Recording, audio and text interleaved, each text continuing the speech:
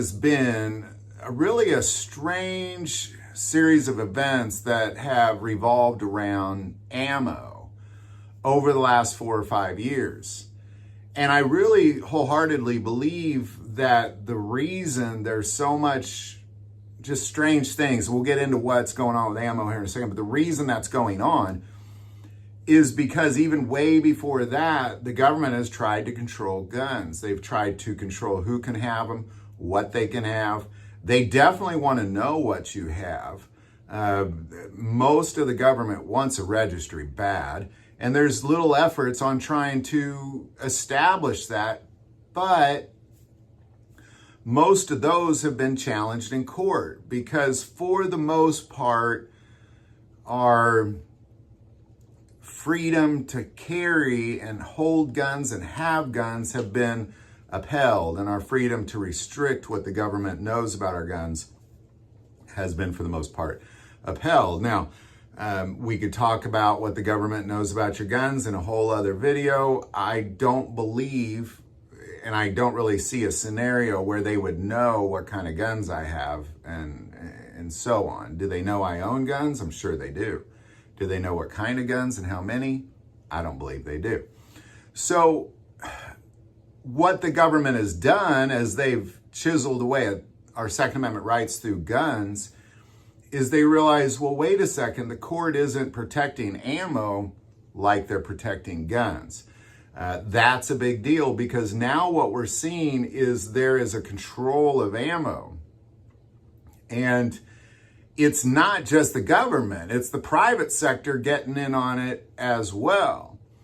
Because the combination of ammo rules, and we'll talk about what those are here in a second, the combination of ammo rules and red flag laws that are, for the most part, local things. There's no red flag laws in Missouri, but they seem to be all over this country. And then you have power-hungry sheriffs thrown in the mix. Here's the strange thing that's really taking place in ammo, and this is, you need to avoid doing this, first of all, because if you're doing this, you're being tracked. You are being tracked, not just by your local government, but you're being tracked by the credit card companies, and then you're being tracked by your local sheriff. Well, what's all this mean? Well, if you're using your credit card to buy ammo right now, and for the last 3 years, Visa and MasterCard, and to some degree, depending on the bank, from American Express, they're tracking your guns and ammo purchase, and they're red flagging you. If you make a purchase that for whatever reason Visa thinks is weird, they're gonna red flag you, and then they're gonna send a report to your local sheriff. I can promise you that your local sheriff right now has a giant stack of red flag alerts that have been sent to them from credit card companies. Well, the reason I know that is because in 2022 alone, 5.1 million red flag alerts have been sent to local sheriffs from Visa and MasterCard. And that's not including American Express or Discover or the smaller banks. That is just Visa and MasterCard.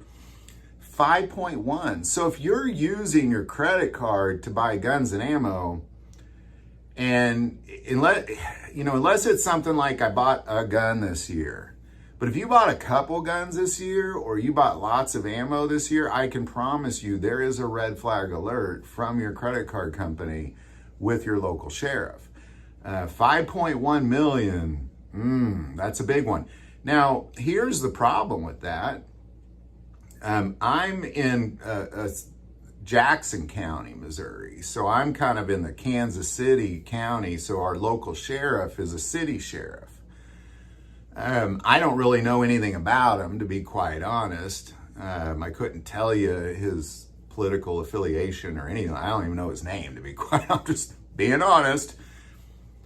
So I don't know what that looks like.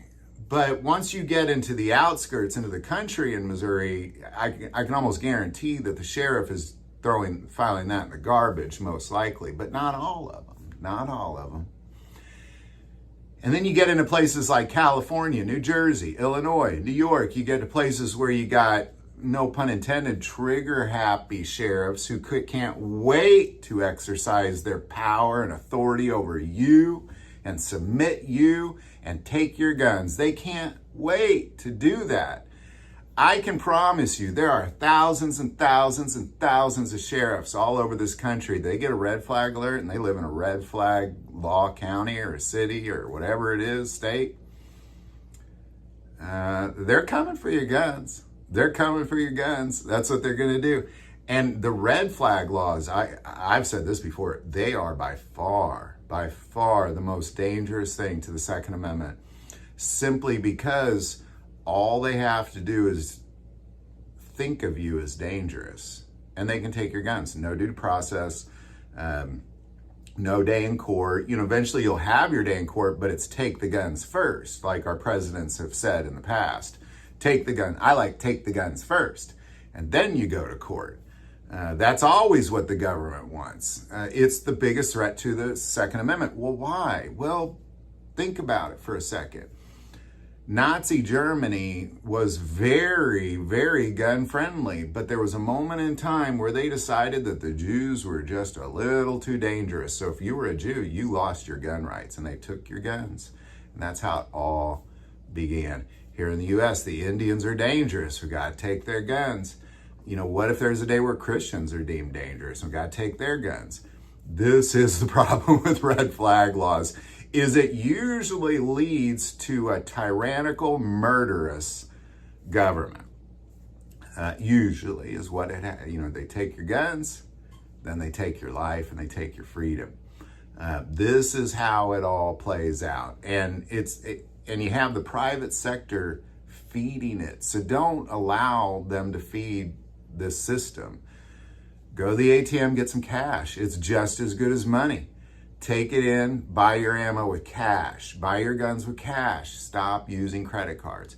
And to be honest, with all the credit card fees, most people give discounts when you don't use credit cards. So if you're using your credit card to buy guns and ammo, you are being tracked. If you bought multiple guns in a short period of time, you probably have a red flag alert sitting on your local sheriff's desk. If you bought thousands and thousands of rounds of ammo, you probably have a red flag alert sitting on your local sheriff's desk. The question is, what's he going to do with it? So there you go, man. Don't use your credit card to buy ammo. It's just that simple. Any thoughts or insight on any of this, definitely put it below. Do want to take a moment and say most people watch this channel, not subscribers. Click that subscribe button. It greatly increases the algorithm and our ability to get these messages out. That link is also below. But the most important part of this channel is we take prayer requests. So please don't ever hesitate to send that in. Thank you for watching this episode of God, Family, and Guns. And as always, love God, love your family, love guns.